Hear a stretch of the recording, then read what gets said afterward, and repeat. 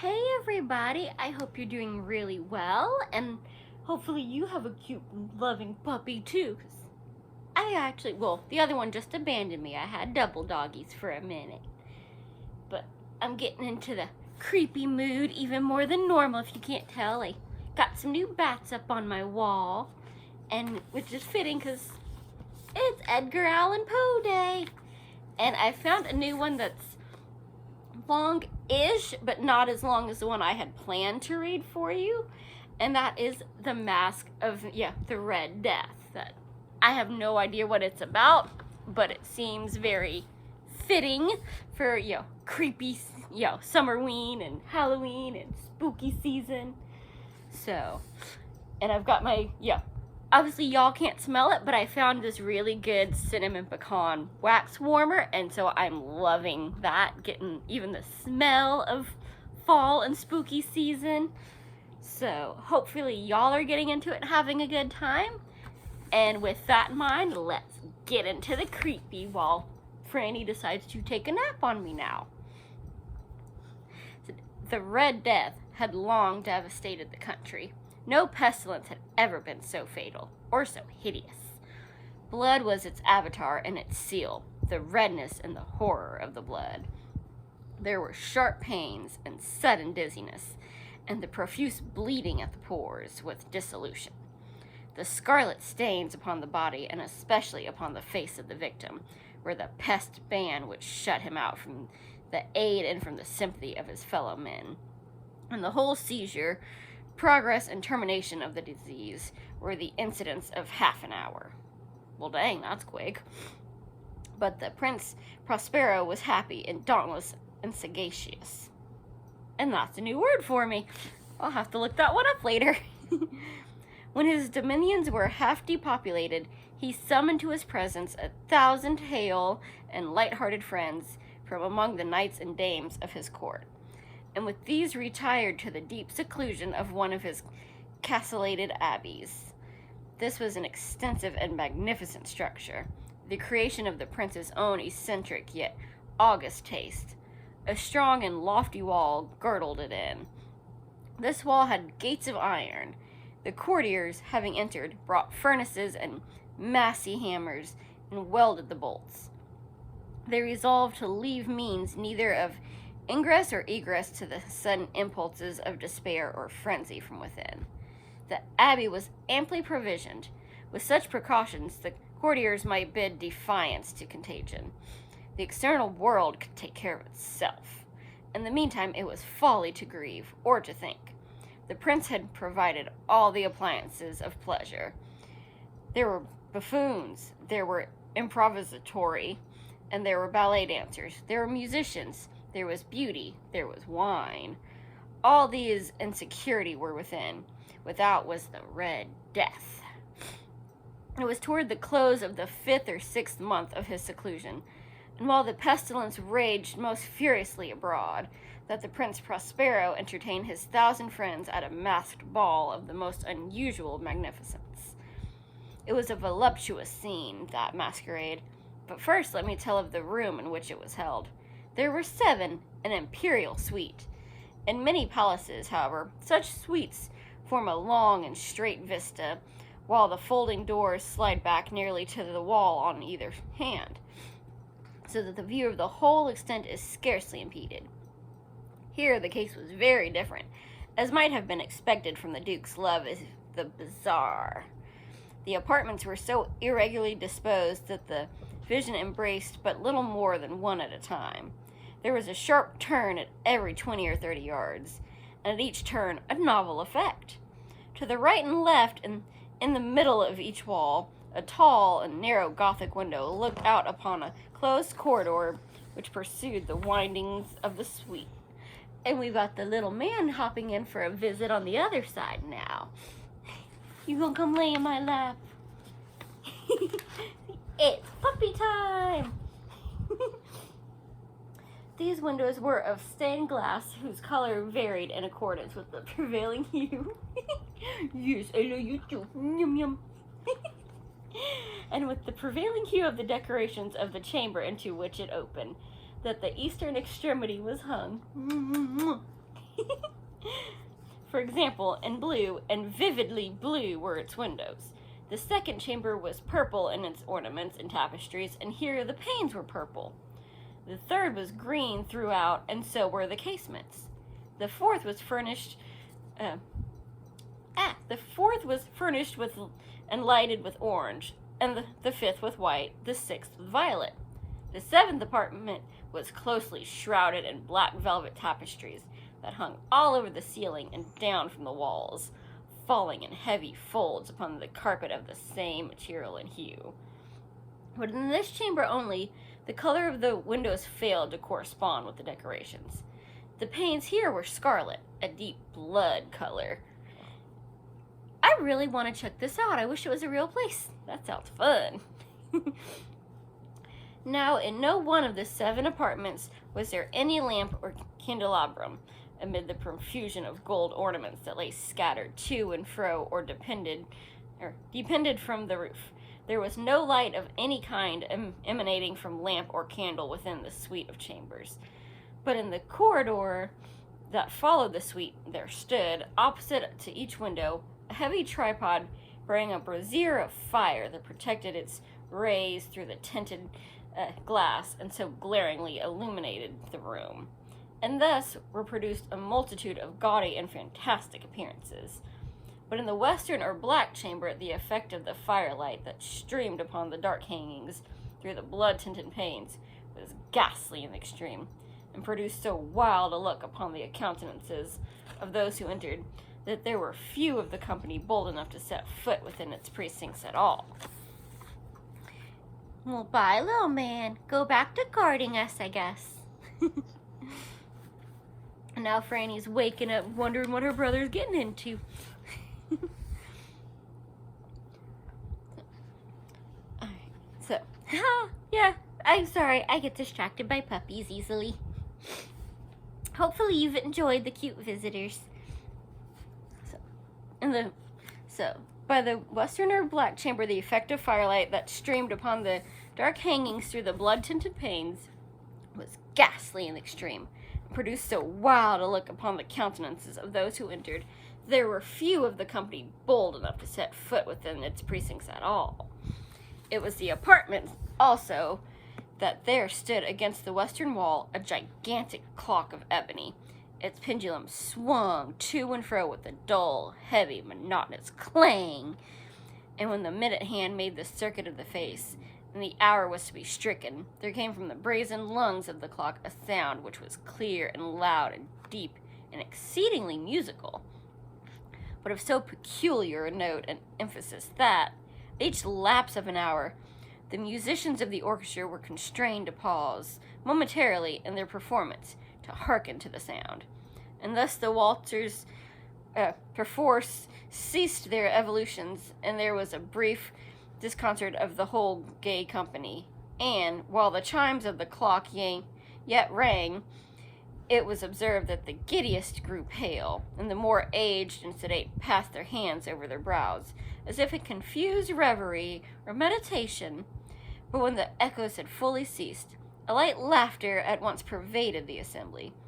The musicians looked at each other and smiled as if at their own nervousness and folly, and made whispering vows, each to the other, that the next chiming of the clock should produce in them no similar emotion.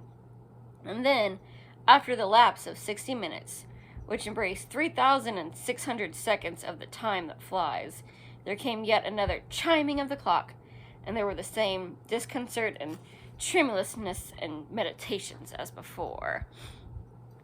But in spite of these things, it was a gay and magnificent revel. The tastes of the Duke were peculiar. He had a fine eye for color and effects. He disregarded the decora of mere fashion. His plans were bold and fiery. His conceptions glowed with barbaric luster. There were some who would have thought him mad. His followers felt that he was not. It was necessary to hear and see and touch him to be sure that he was not. He had directed, in great part, the movable embellishments of the 7 chambers, upon occasion of this great fete, and it was his own guiding taste which had given character to the masqueraders. But be sure they were grotesque. there were much glare and glitter and piquancy and phantasm, much of what had been seen in Hernani. I'm not sure exactly what that is. These were arabesque figures with unsuited limbs and appointments. There were delirious fancies, such as the madman fashions. There was much of the beautiful, much of the wanton, much of the bizarre, something of the terrible, and not a little of that which might have excited disgust. To and fro in the 7 chambers there stalked, in fact, a multitude of dreams. And these, the dreams, writhed in and about, taking hue from the rooms, and causing the wild music of the orchestra to seem as the echo of their steps. And anon there strikes the ebony clock which stands in the hall of the velvet, and then, for a moment, all is still, all is silent, save for the voice of the clock. The dreams are stiff, frozen as they stand. But the echoes of the chime die away. They have endured but an instant, and a light, half-subdued laughter floats after them as they depart. And now, again, the music swells, and the dreams live and writhe to and fro more merrily than ever, taking hue from the many tinted windows through which stream the rays from the tripods. But to the chamber which lies most westwardly of the 7, there are now none of the maskers who venture, for the night is waning away, and there flows a ruddier light through the blood-colored panes, and the blackness of the sable drapery appalls. And to him whose foot falls upon the sable carpet, there comes from the near clock of ebony a muffled peal more solemnly emphatic than any which reaches their ears, who indulge in the more remote gaieties of the other apartments. But these other apartments were densely crowded, and in them beat feverishly the heart of life, and the revel went whirling on until at length there commenced the sounding of the midnight upon the clock. And then the music ceased, as I have told, and the evolutions of the waltzers were quieted, and there was an uneasy cessation of all things as before. But now there were 12 strokes to be sounded by the bell of the clock, and thus it happened, perhaps, that more of the thought crept, with more of time, into the meditations of the thoughtful among those who revelled.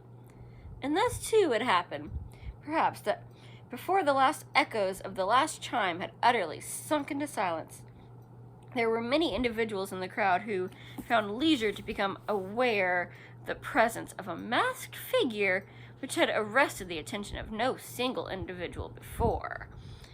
And the rumor of this new presence having spread itself whisperly around, there arose at length from the whole company a buzz or murmur expressive of disapprobation and surprise, then finally of terror, of horror, of disgust.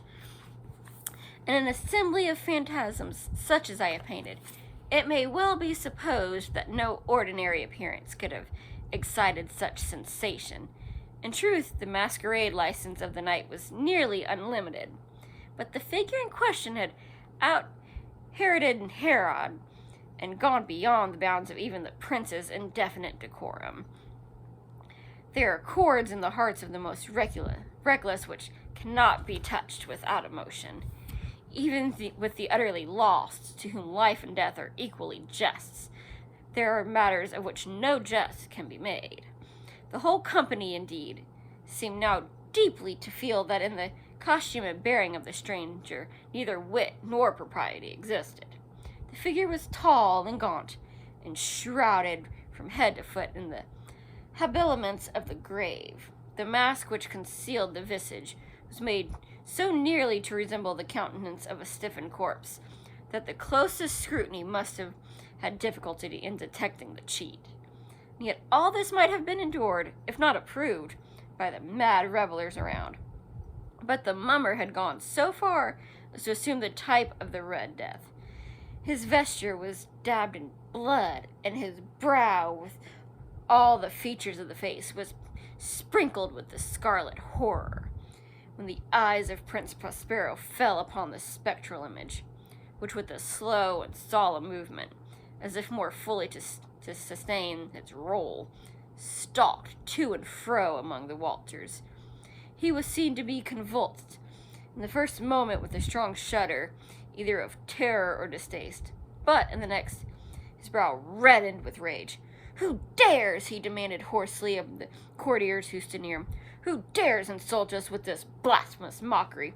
Seize him and unmask him, that we may know whom we have to hang at sunrise from the battlements."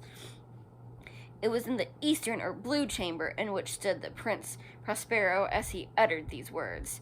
They rang throughout the 7 rooms loudly and clearly, for the prince was a bold and robust man, and the music had become hushed at the waving of his hand.